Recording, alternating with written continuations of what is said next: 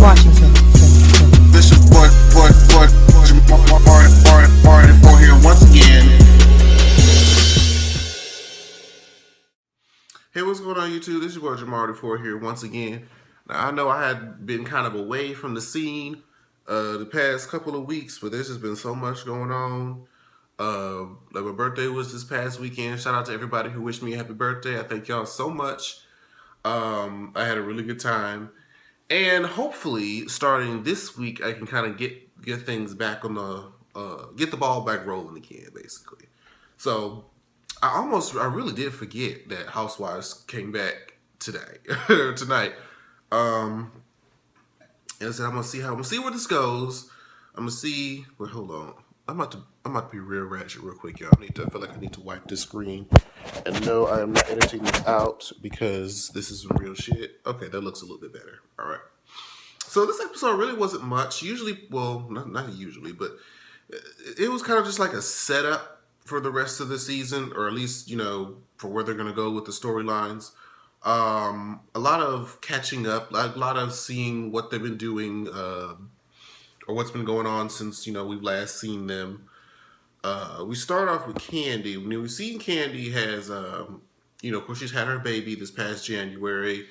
She's working with her husband, Todd. They're trying to getting used to being new parents again. Well, it's the first time that he's been a new parent because he, didn't get to be with his daughter as she was a baby. So this is the first time he's actually dealing with, infant. So they're going through their, trials and whatnot. But what I wanted to say was, when I saw this, I was thinking, Candy, sister baby girl, her in the confessional in this big I Dream of Jeannie ponytail. I was like, oh, okay, that's stylistically different for Candy. It looks heavy. It looks very, very heavy. But you know what? We trying new things this year. I can ride with that. Next, we have Kenya and her whole more mannered situation. Now, she's been living in her home. It's been going through a whole lot. When we first saw it, we were kind of like, girl, what's this? And we found out that her and Matt have had these issues. Now, here's the thing about this. I'm not so sure how true what she says about Matt is. Now, he may have done the things that he said. I guess he broke into one of her hotel doors or broke the window down or something to that effect, where he's basically just saying he has a lot of anger issues. But I remember there was a story where Matt came out and said that, Kenya was trying to invite him over to rekindle things, and he didn't really want to do it, I guess, in front of the cameras or something. And I think she promised that she wouldn't bring the cameras, but when he arrived at her house, there was a whole, camera setup crew, and he just kind of felt, a way about that, like he was being used for a storyline, basically. And so I feel like there's two sides to this story. I feel like there's a lot that we don't know. There's a lot that we're not really getting. So we'll probably figure that out as the season goes. But she wants to plan this housewarming party where she wants to invite everyone. And I'm sitting there looking around like she wants, 2 weeks, I believe, at the time when we were first seeing it. She wants to have a housewarming party in 2 weeks. And there's a million and one things left to be done in the house. I mean, I guess she wanted it just to show that she was kind of living there, but still wanted to show, I guess, the potential of what she was doing.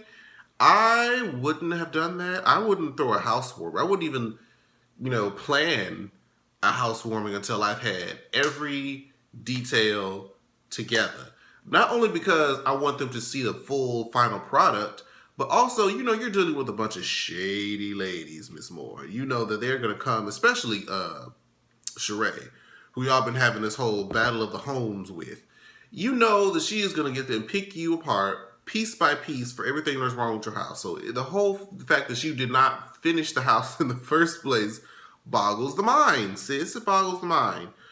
And Chateau Sheree, hers, from what I can understand, is, as far as construction, I believe is finished. But now she just has her interior, designer coming in, saying what she wants, how she wants to decorate it and things of that nature. And it looks nice.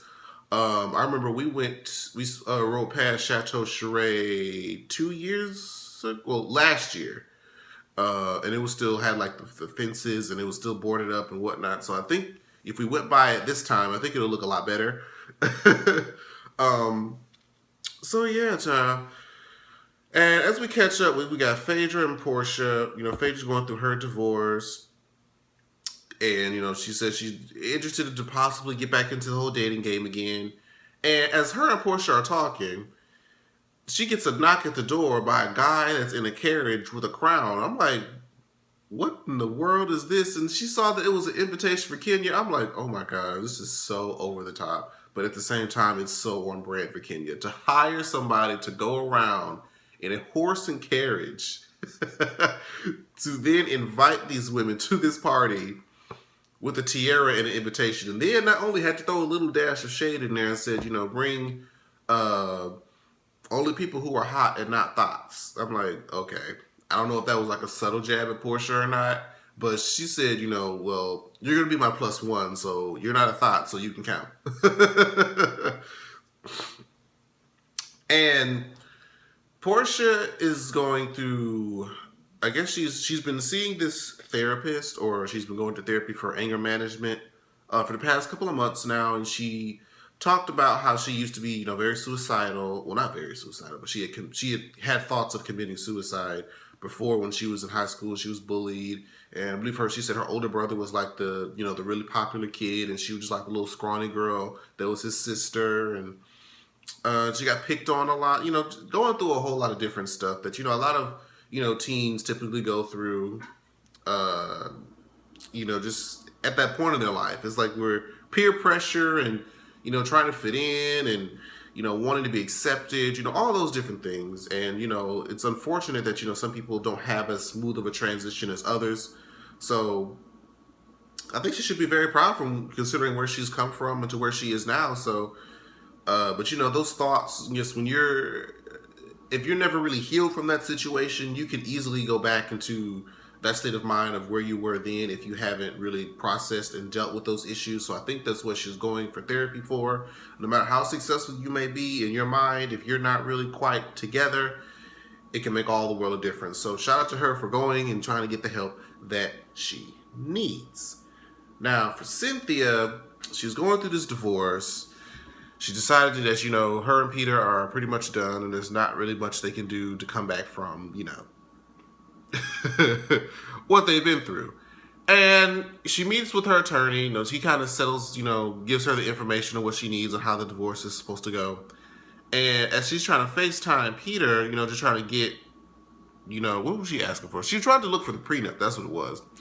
Peter answers the phone and he's like, you know, I'm here with my new girlfriend. And I'm like, really? And she's like, are you being serious? Are you trying to be funny? And he was talking about the business. He's like, okay, this is awkward.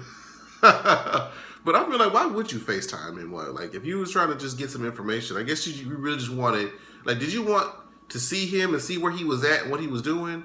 Or did you kind of want him to see your face and say some kind of apology? Like, what was the purpose of the FaceTime? So I'm trying to figure out. But she tries to ask Peter for where is the prenup. He says, you said you can ask your mom where it is. Probably the same place as the marriage license. I'm like, okay. All right. Now, y'all know that there was a whole drama about Peter and Cynthia's marriage license and their mom and the sisters hiding it from them and that whole mess. So that was basically Peter being shady is what that was. And it's just like, okay, so you're not going to be, you know, grown man about this. So we about to go down this road. Okay, we're going to go down this road, I see. So we get to Kenya's actual shindig, okay? And in prime fashion, all the girls are slowly starting to show up. Excuse me. And Sheree comes.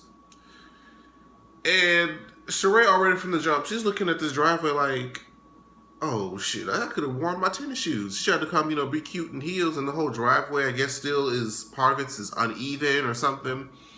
And she comes and she walks in and she's like, okay, well, I guess it's not that way because it's still got the whole plastic, you know, everything boarded up. And she's like, well, she has a lot of work to do. And honestly, even though Sheree's not my particular cup of tea, that's the same way that I would have been. If this is a person that was trying to be in competition with me about moving into the house, and then here you go trying to throw an official housewarming, and this is what you got, I'm gonna have a few choice words and to say about this whole situation you got going on here. She was talking to Cynthia, said, I'm hot. Everybody in here got titty sweat. And it's just not cute because I don't know if she just has her whole ventilation system set up yet. I'm just like, Kenya, I know you wanted to be the first to throw this whole housewarming. I know you were excited about it, but it's not going to really benefit you or make you look very good if your whole house isn't finished. You know, you can't really have a housewarming if your house isn't finished. You know, bless her heart, baby, bless her heart. But the drama was supposed to begin when not only, well, I guess Phaedra both Phaedra and Portia coming to a Kenya's event is already like, you know, just drama waiting to happen. But however, it looks like it looks like Kenya and Phaedra have sort of mended, if you would call it that, because it looks like they're having fun later on in the season. So maybe it's, you know, her and Portia, why do I keep wanting to say it? Maybe Phaedra and Kenya are okay, but her and Portia, I guess, still have some resolved issue. So Portia comes in attendance to the party, and Cynthia in the confessional is like, Portia, what are you doing here? You weren't invited. Now, are they still not? Oh yeah, she did kick her last season. She did kick her. I was trying to remember, like, when did Portia and Cynthia have an altercation? And then I remembered the boat. So, yeah, she's looking crazy, like, why is Portia here? And of course, the episode kind of cuts off where Kenya and Portia meet eye to eye and realize that she's here. So, and then she asks her to step outside. So we're about to see how that conversation about to go. And also, to Kenya's surprise, Matt shows up and she's like, I don't know if this is going to be a good thing. I don't know if it's going to be a bad thing. I don't know where this whole thing is supposed to go. So that's pretty much how the episode ended. It really wasn't much to it other than the fact that Kenya's trying to set up this whole house party and then the shade is going to come forth after. So we'll see what Kenya and Portia get up to, and then how her and Matt's situation plays itself out, and the shade is going to come from Sheree inevitably. And yeah, that's pretty much this episode of Housewives. It looks like the season's going to be pretty good. I think they're introducing a new housewife this season, if I'm not mistaken. I can't remember who it was, but I'm almost positive they're introducing a new housewife this season. So we'll see how that goes. And thank you guys so much for watching and just being patient. Hopefully this week I'll be as on the ball as possible with all the shows. I really have to watch the rest of the shows, to be honest with you. Like, I'm 2 weeks behind on Bad Girls Club. I didn't see the finale of Love and Hip Hop. I have been watching Horror Story though, but I did not get to record it because my computer crashed. Child, it's been so much just drama. So, but I appreciate y'all for working it out and staying with it, bitch. And so thank you guys again for watching, and I'll see you guys next time. Bye-bye. Like, share, subscribe. Washington.